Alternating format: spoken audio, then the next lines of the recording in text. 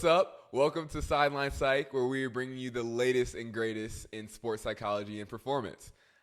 Today, we're going to be talking about something that gets a lot of attention in our current day, and that's social media and how that's been affecting the athlete's mental health and what it's like to have that microscope on you at all times. And, this is something that's really new that athletes like back in the day didn't really have to deal with. Yeah. So there's a lot of nuances and things that people have to handle and hear from a lot of people that they wouldn't have had to hear from.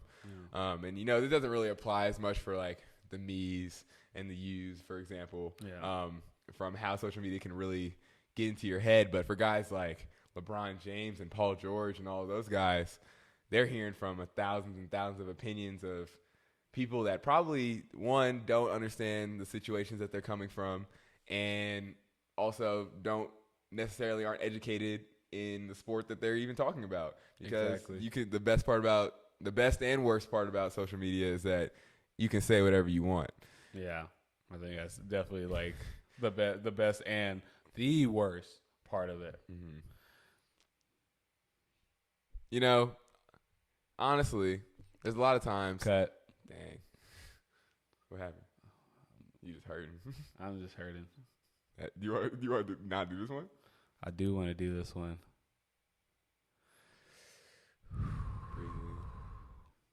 We're actually gonna keep this live. We're gonna keep it. Yeah, no, we're not starting it over.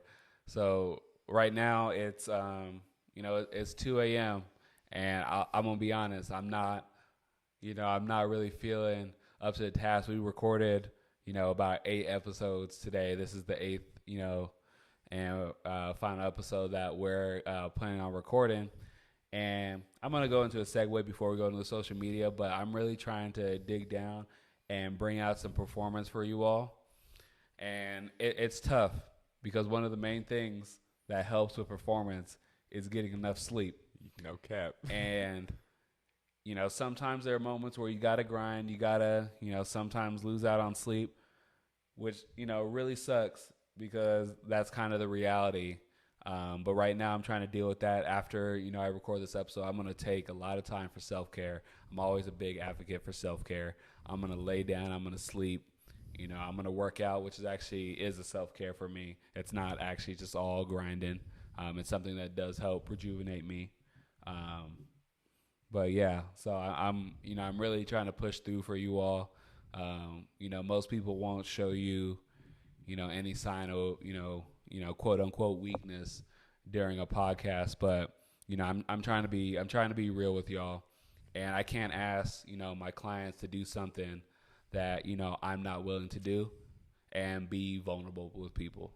Hey man, this is Sideline Psych. We keep it real here, and I am the night owl of the group right here right now. So one thing that I'm trying to do is you gotta motivate the people around you, and trying to keep the energy up.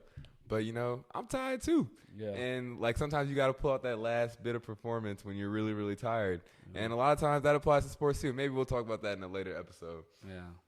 So getting back into social media, you pointed out, the scrutiny that like LeBron will face and a lot of these athletes, and there's a lot of scrutiny on social media. And this is how I always like to explain it is, not many people could handle if a million people came up to their job, tomorrow or today and was like, hey, you suck at your job.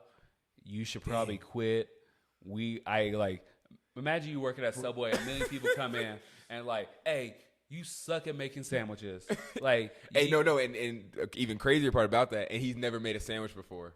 Yeah, it's like someone that comes into Subway, never had made a sandwich before, and it's just like, I don't really know how you about to make a sandwich, but I feel like you're gonna mess it up. Yeah. I feel like you're not gonna do it right. Yeah, and making speculations about things that they don't necessarily have any type of education on. Yeah, and even if you made 10,000 sandwiches, having like that, external voice can be, very, negative. Mm-hmm. Luckily, we have, some type of solution with social media that you can do in these type of moments for like these athletes. And it's easier said than done. But the great thing about social media and getting criticized on social media is that you can turn it off. You can turn it Or you can monitor it. You can, you know, take the time and really like filter what you want to see. Or, you know, you can take that criticism, you know, turn to something else. But the key is that you can take that time and flip it, and you can do what you want with it. And then you also can, you know, counteract those voices with what you want to say about yourself. Yeah. So if someone's telling you suck, you're like, hey, I put in the preparation. And, you know, the people that are telling me that I suck have never made a sandwich before, right? So you start telling yourself that. You put your phone away during certain times. And then you're starting to have a more healthy, you know, relationship with social media. And it's something that we, you know, try to tell kids too, you know, with, you know, body image and all these kind of things, is that you're seeing all these body image like all the time. And then if you don't fit into that, you start to feel bad about yourself. So then you have to monitor that amount of time that you put into your social media. Yeah. And one thing for me, for social media that I like to always remember is that what you see on social media, these algorithms are so good. Most of the time, you're living in an echo chamber.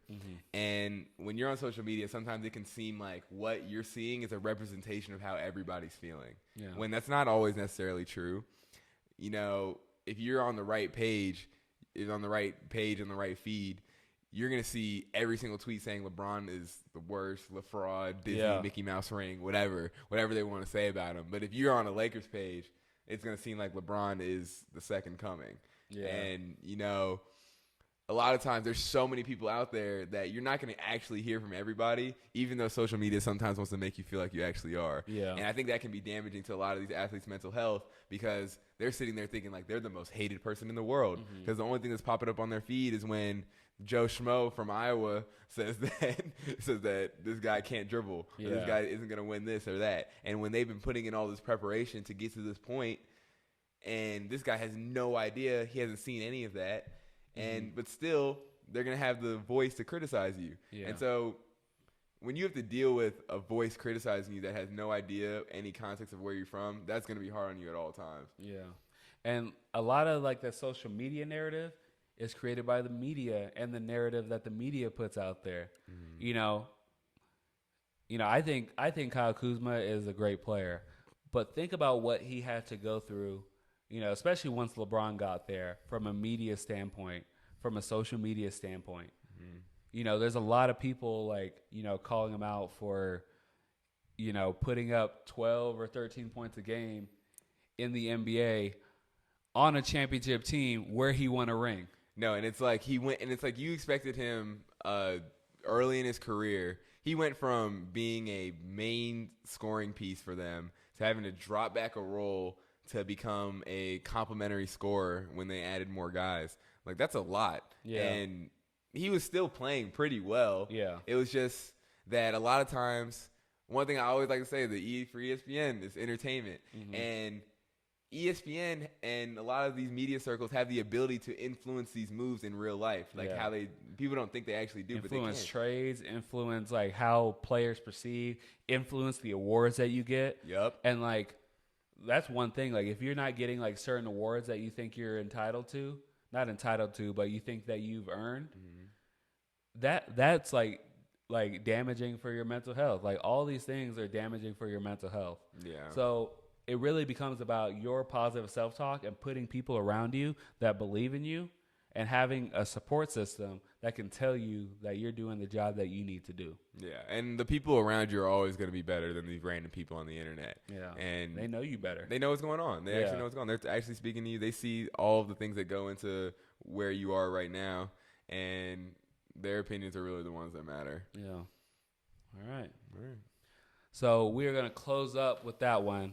You know, take your time on social media. You know, don't go into the rabbit hole. You know, everybody's life isn't perfect.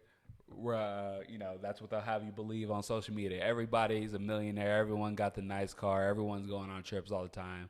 You know, don't be fooled. You know, you can do your job and, you know, just be you. Just be you, man. Yeah. Just be you. And thank you for coming to Sideline Psych, and we will see you guys next week.